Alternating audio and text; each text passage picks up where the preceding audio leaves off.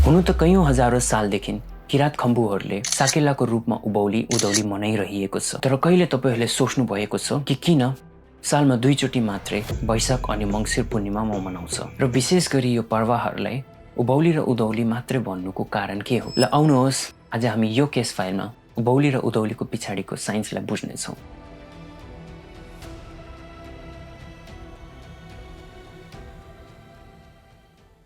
सेवानी सबैजनालाई म सलभ चामिरा एकचोटि फेरि हजुर अघि प्रस्तुत छु हाम्रो किरात फाइल्सको नयाँ केस लिएर। अब यदि तपाईहरूले मेरो भिडियो पहिलोचोटि हेर्नु हुँदैछ भने म चाहिँ हाम्रो किरात सभ्यता रिलेटेड भिडियोजहरू बनाउँछु। अनि तपाईहरूलाई यस्तो भिडियो हेर्नु राम्रो लाग्छ भने र केही नयाँ कुरो सिक्नु पाउनुहुन्छ भने मेरो च्यानललाई सब्स्क्राइब गरिदिनुहोस् होला, ताकि मलाई यस्तो भिडियो बनाउनु अझै मोटिभेसन पाओस्।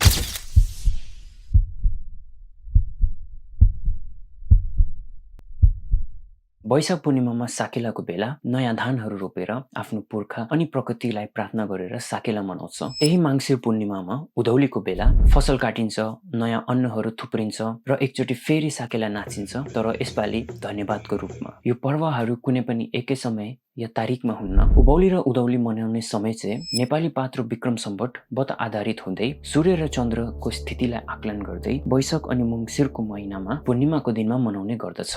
सो अब हो साकेलाले हामीलाई प्रत्येक वर्ष के हुन्छ भनेर त बुझाउँछ, तर यो कुराहरू चाहिँ यसरी नै किन भएको होला भनेर चाहिँ बुझाउँदैन। त्यसो भए अब हामी साकेलाको पछाडिको साइन्सलाई बुझ्नेछौँ।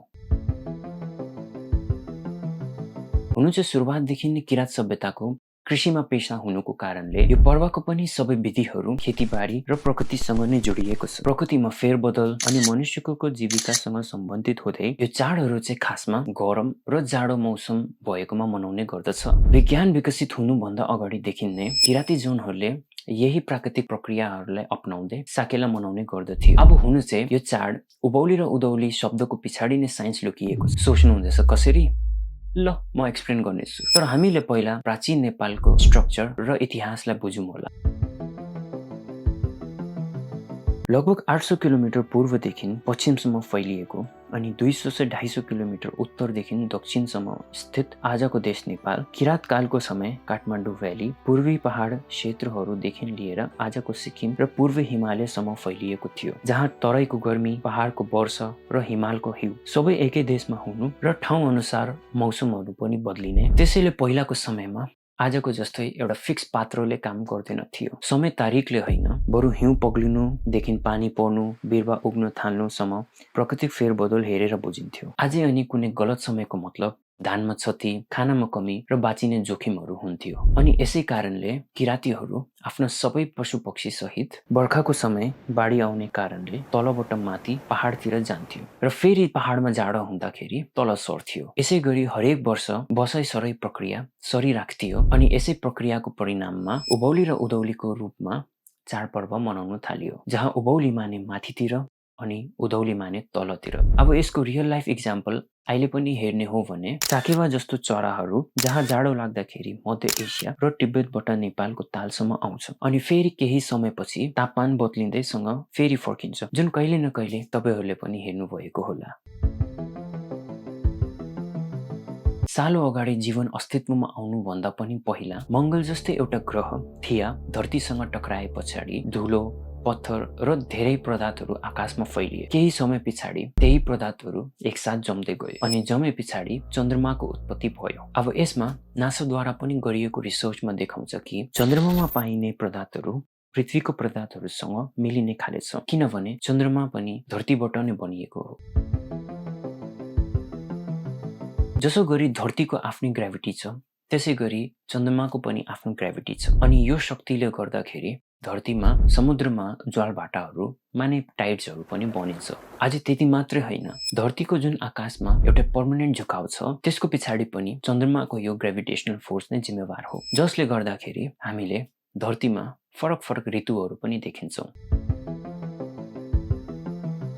चन्द्रमा हरेक 29 से 30 दिनमा एउटा साइकललाई रिपिट गर्छ, जसमा औँसी माने न्यू मुनदेखि पूर्णिमा माने फुल मुनसम्म हुन्छ। जुन पूर्णिमाको दिनमा चन्द्रमा सबैभन्दा चकिलो हुन्छ र अब्जर्भ गर्नु पनि सजिलो हुन्छ। अब यो घरिघरि रिपिट हुने प्याटर्न हाम्रो पुर्खाहरूको लागि एउटा प्राकृतिक घडी र पात्रो बनियो र केही समय पछाडि बाली रोप्नु र फसल काट्नुको प्रक्रिया चन्द्रमाको स्थितिलाई बुझ्दै सुरु भयो। त्यसै गरी नेपाली पात्रमा वैशाख महिनालाई सालको सुरुवात हुनुले पूर्णिमाको दिनलाई सबैभन्दा महत्त्वपूर्ण मान्नुको कारणले उभौलीको सुरुवात वैशाख पूर्णिमादेखि हुन थाल्यो। त्यसै गरी मङ्सिर महिनामा जाडो लाग्नुभन्दा अगाडि फसलहरू काटेर चिसो मौसमको लागि तयारी गर्नु अनि यस बेलामा मङ्सिर पूर्णिमाको महिनामा किरात समुदाय बीच उधौली पर्व मनाउँछ। सालो अगाडि हेर्दाखेरि यो पर्वहरू केवल एउटा परम्परा मात्रै थिएन, यो त एउटा ज्ञानलाई अझै विकसित गर्नु र जीवनलाई नियन्त्रित गर्ने तरिकाहरू थियो। हाम्रो पुर्खा ऋतुहरूलाई हेर्थ्यो, आकाश, चन्द्रमा अनि धरतीको अवस्था बुझ्थ्यो अनि प्रकृतिसँग मिलेर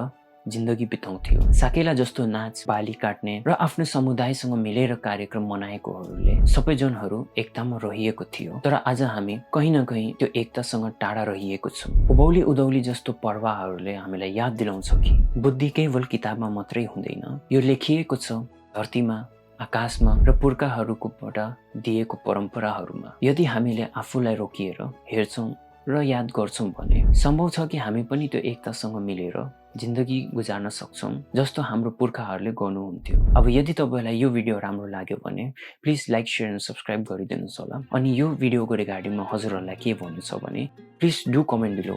टिल देन म सलभ चामी राई आनगे।